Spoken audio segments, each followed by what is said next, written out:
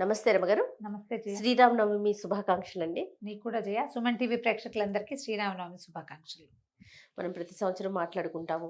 అంగరంగ వైభవంగా ప్రతి వీధిలోనూ అంటే ప్రతి గ్రామంలో రామాలయం అనేది ఖచ్చితంగా ఉంటుంది కదా రమగారు. ఏ దేవాలయం ఉన్నా లేకున్నా. రామాలయం అంటే కనీసం రామభజన మందిరమైన ఉంటుంది. భారతదేశంలో రామ మందిరం లేని ఊరే లేదు. అవును అవును. చాలా బాగా జరుగుతుందండి. పెళ్లి వేడుకలు అంగరంగ వైభవంగా చేస్తారు. చక్కగా పందిళ్ళు వేస్తారు. ఇక భద్రాచలంలో అయితే చెప్పనక్కర్లేదు. ఎప్పుడైనా వెళ్ళారా రమగారు కళ్యాణానికి? వెళ్ళలేదు జయ. చాలా చిన్నప్పటి నుంచి రేడియో కామెంటరీ వింటాం అలవాటు మాకు. నాకు 5-6 ఏళ్ళు 4-5 ఏళ్ళు ఊహ వచ్చి బాగా మాట్లాడడం వచ్చిన దగ్గర నుంచి మా ఇంట్లో పెద్ద రేడియో బల్ల, పెద్ద రేడియో దానికి ఏమిటో ఇలా యాంటెన్నాలు అవి కూడా ఉండేవి చిన్నప్పుడు. టీవీకి కూడా యాంటెన్నాలు లేవు, అసలు యాంటెన్నాలు ఉండేవి. గందరగోళంగా ఉండేది. ప్లగ్ పెట్టడం బాగా వినేవాళ్ళం. మొత్తం రామాయణం పూర్తి కామెంటరీ. మధ్య మధ్యలో మా కజిన్ బ్రదర్స్ వాళ్ళు కూడా వెళ్తుండేవాళ్ళు.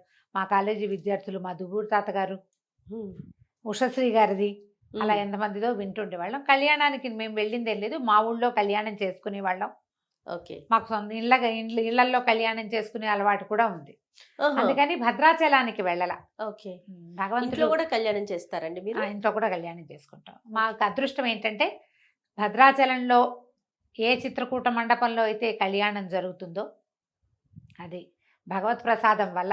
మా తాతగారే దాన్ని స్వయంగా నిర్మించారు. దాని నిర్మాణ పర్యవేక్షణ మా తాతగారే 1960sలో చిత్రకూట మండపం కట్టినప్పుడు తాతగారే అప్పుడు జీర్ణాలయ ఉద్ధరణ చేశారు కదా 60లో. అవును.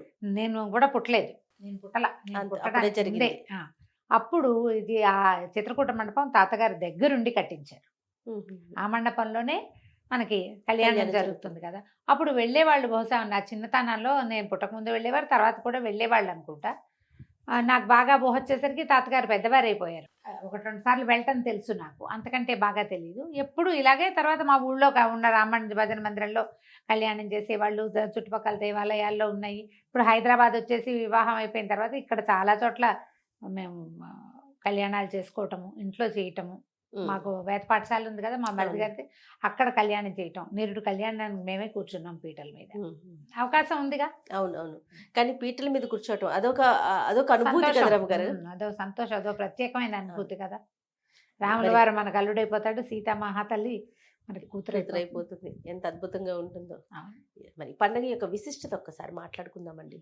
మనకి 2 యుగాల ముందున్న రాముడు మన మీద ఎలాంటి బలమైన ముద్ర వేశాడంటే అన్నిటికీ రాముడే. మనకి మంచివాడని చెప్పుకోవాలన్నా రాముడే, ధైర్యశాలని చెప్పుకోవాలన్నా రాముడే, ధర్మాత్ముడని చెప్పాలన్నా రాముడే.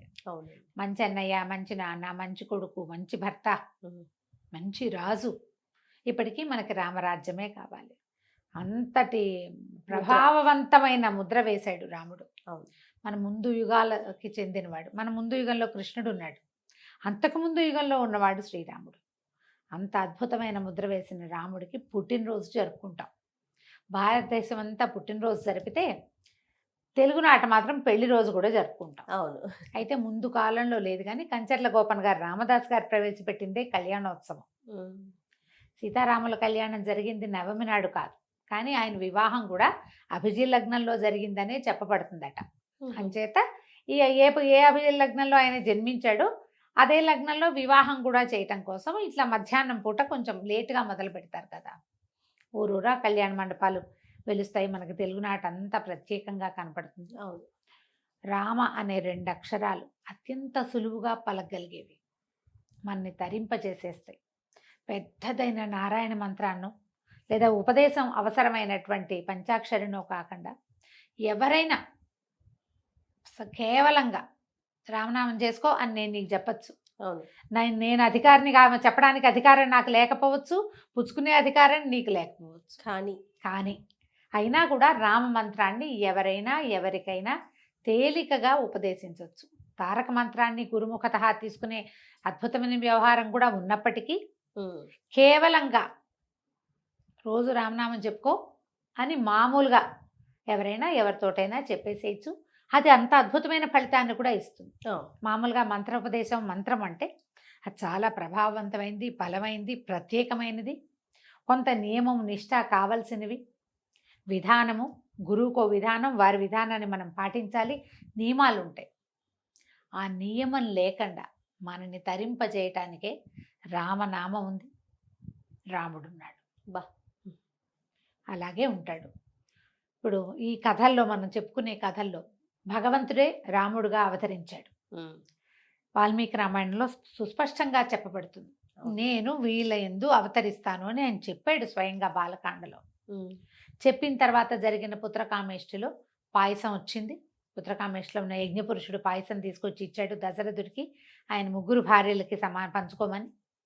ఆయన ఒక ఆవిడకి ఒక సగభాగము, రెండో ఆవిడకి పావు భాగము, మూడో ఆవిడకి 4వ భాగము, ఇట్లా చొప్పున 2 భాగాలు మధ్యలో ఆవిడకి దక్కేలాగా చేసి పంచిపెడితే పాయసాన్నంలో అర్ధభాగంగా, అంటే దశరథుని తాలూకు తపశ్శక్తిలో, తపో ఫలితంలో సగభాగంగా భగవంతుడు జన్మించాడు. కానీ ఆయన పుట్టిన నాటి నుంచి వెళ్ళిపోయే నాటి వరకు, అవతారం చాలించి నిష్క్రమించే నాటి వరకు తనని భగవంతుడుగా ఎక్కడా ఎప్పుడు ఏ సందర్భంలోనూ చెప్పుకోలేదు. అవును, భగవంతుడిగా ప్రవర్తించలేదు. ఒక అద్భుతమైనటువంటి అతిమానుషమైనటువంటి మానవుడిగానే కనిపించాడు. అలాగే ప్రవర్తించాడు. మానవులకుండే రాగద్వేషాలు అనుభవించి చూపించాడు. సీత తప్పిపోయినప్పుడు, ఆమెని ఎత్తుకెళ్ళిపోయినప్పుడు ఒక భార్య వియోగాన్ని స్పష్టంగా అనుభవించాడు ఆయన. భార్య కోసం ఎంత ప్రయత్నం చేయాలో అంతా చేశాడు. ఒక స్నేహితుడు తన్ని ఆశ్రయిస్తే అతని కోసం ఎంత మటుకు వెళ్ళాలో, స్నేహితుడి కోసం ఎంతకు తెగించాలో అంతవరకు వెళ్ళాడు. ఒకరు తనని ఆశ్రయిస్తే, విభీషణుడు ఆశ్రయించాడు. మా అన్న దుర్మార్గుడు, అతను ధర్మం తప్పాడు, నన్ను వెడలగొట్టాడంటే నాతో ఉండు, నిన్ను రాజుని చేస్తానన్నాడు. ధర్మం ఎవరి పక్కనుందో వాళ్ళ పక్కనలా ఉన్నాడు. సుగ్రీవుడి దగ్గర అట్లాగే కదా ఉన్నాడు. అన్నదమ్ముల్లో ఒకరిని సంహరించి రెండో వాడిని రాజుని చేయటం సాధారణంగా వింటే అది కరెక్ట్ కాదనిపిస్తుంది మనకి. కానీ ఎవరి యందు ధర్మం ఉందో వాడితోటే ఉన్నాడు. సుగ్రీవుడు ధర్మం తప్పి వాలి రాజ్యం తీసుకోలే, కానీ వాలి ధర్మం తప్పి సుగ్రీవుడి భార్యను తీసుకున్నాడు. వాళ్ళు అడిగేట, నువ్వు నన్ను అన్నయ్య ఆశ్రయించుంటే నీ భార్యను తీసుకొచ్చి చేతిలో పెట్టేవాడిని, నువ్వు సుగ్రీవుడు ఆశ్రయించవని. నువ్వు సుగ్రీవుడి భార్యని, అతను జీవించి ఉండగా అతని భార్యని నీ భార్యగా చేసుకున్నావు. నువ్వు అధర్మంలో ఉన్నావు. సుగ్రీవుడు ధర్మంతో ఉన్నాడు. ఒక ధర్మం తప్పిన వాడితోటి నా భార్యను వెతుక్కోవడానికి సహాయం కూడా నేను అడగనన్నాడు. నిజానికి వాళ్ళు మహాబలవంతుడు. రావణాసురుడు ఆయన తోకలో ఉన్న ఓ చిన్న వెంట్రుకతో సమానం వాలికి. వాళ్ళని ఆశ్రయిస్తే చాలా సులువుగా పని అయిపోయేది. కానీ రాముడు ధర్మం తప్పడు. అధర్మంగా ప్రవర్తించేటువంటి వాలితోటి స్నేహాన్ని కూడా ఆయన ఇచ్చగించాలి. మనుషులు ఎలా ఉండాలో అలా చేసి చూపించాడు. నువ్వు ధర్మంతో ఉండు, బలవంతుడు కాదు, ధర్మాత్ముడితో ఉండు. బలవంతుడితో ఉంటే కొన్ని పనులు అవుతాయి, కానీ ఒక్కొక్కసారి వాడి బలం నీ మీదకి అతి బలంగా ప్రవర్తించవచ్చు. కానీ ధర్మాత్ముడితో ఉంటే వాడు ఎప్పుడూ ధర్మంతోటే ఉంటాడు, తన విధి విధానం ప్రకారం ఉంటాడు. అలాంటి ప్రత్యేకమైన వ్యక్తిత్వం ఉండటం వల్లే రాముడు ఇప్పటికీ మనకి ప్రత్యక్ష దైవంగా ఉన్నాడు. ఆయన ఏ మహిమలు చూపల, మహత్యాలు చూపలేదు, ఏది ఎవరికి ఇచ్చేసినట్టుగా మనకి కనపడదు. అంటే ఒక ఏదైనా కోరుకోగానే ఇప్పుడు కుచేలుడికి కృష్ణుడు అతనికి రాజ్య సంపదను, చాలా సంపదనిచ్చాడు. అలాంటిది చేయలే, శక్తితోటి చేశాడు, బలంతో, ధర్మంతో, న్యాయబుద్ధితోటి చేసినట్టే కనిపిస్తుంది. మనిషిగా ఎలా ఉండాలో, ఒక పరిపూర్ణ మానవుడు ఎలా ఉండాలో అలా ఉండి చూపించాడు. కాబట్టి రాముడు మనకి దైవంగా ఉన్నాడు. ఆ రాముడిని ప్రతి సంవత్సరం ఆయన పుట్టినరోజు నాడు తలుచుకోవటం,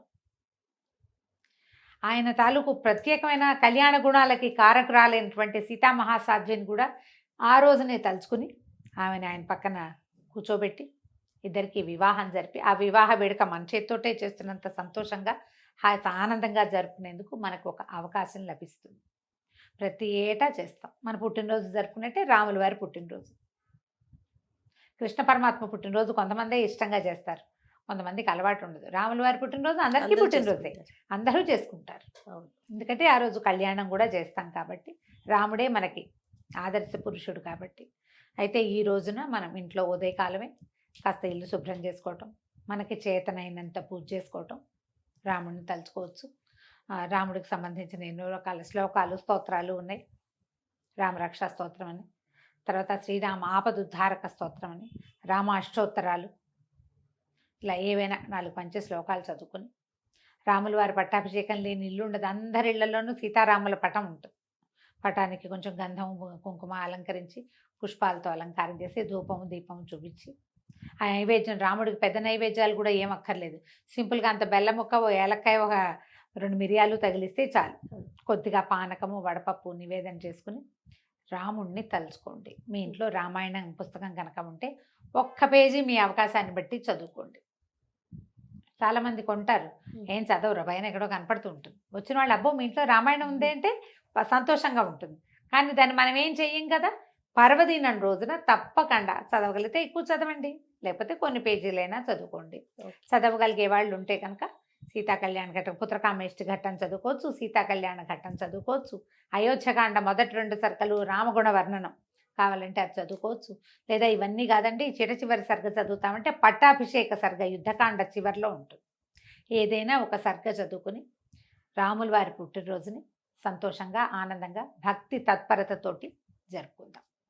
తప్పకుండా రమ్మగారు. నమస్తే. నమస్తే జయ. సుమన్ టీవీలో మీ పర్సనల్ అండ్ బిజినెస్ ప్రమోషన్స్ కోసం కింది నెంబర్కి కాంటాక్ట్ చేయండి.